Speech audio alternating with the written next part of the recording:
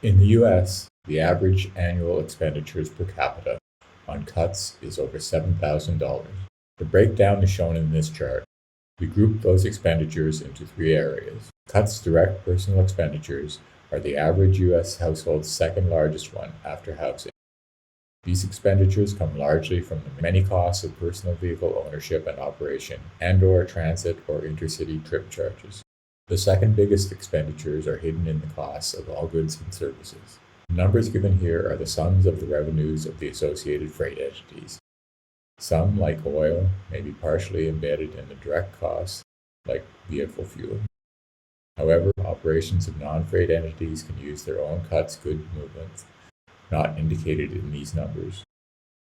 Public spending comes from various forms of taxation, falling into three main areas: expansion or maintenance of the cuts road network, support for mass transit systems, often publicly owned, where user fares do not cover costs, school buses.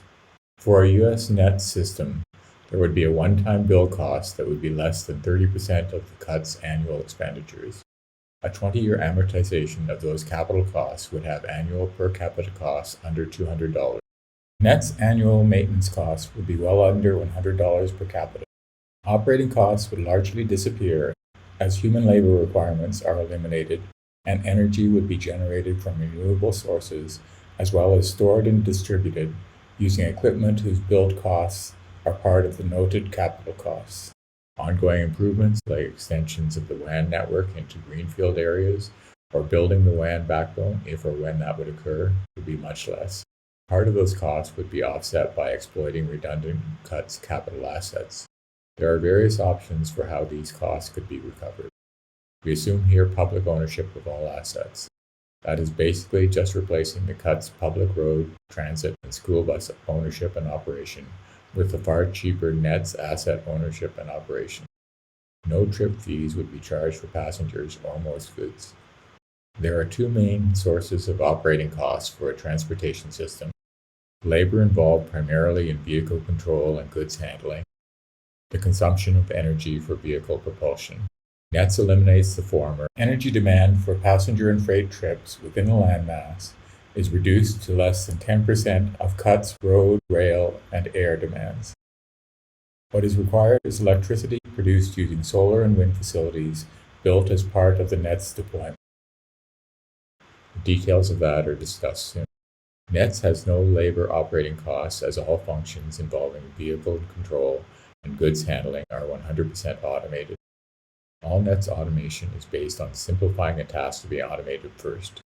In contrast, efforts like cuts road vehicle automation are so difficult because they attempt to automate the human way of doing the task. WAN control automation is enabled by track movement within elevated guideways and no 2D crossings. Land control automation is enabled primarily by having land vehicles have the ability to communicate with other vehicles and stationary sensors capable of detecting any object motion along a path a vehicle may take.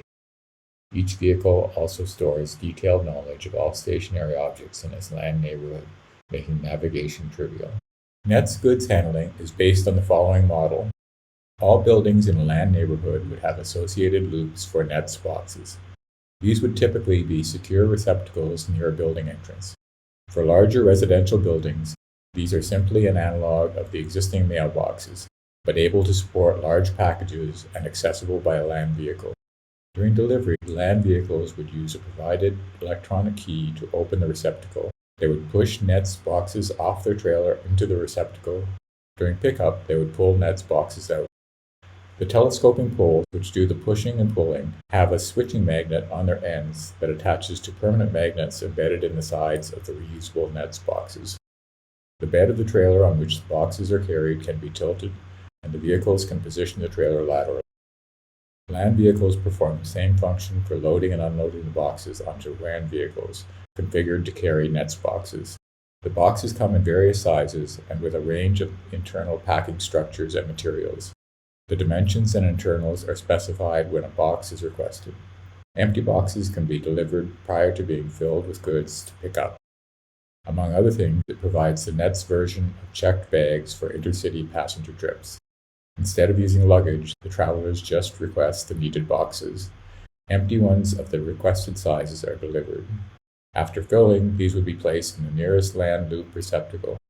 A land vehicle will pick them up at some point. They will be delivered to the specified destination by a specified time. Maintenance costs are proportional to capital costs of the items and their rate of wear.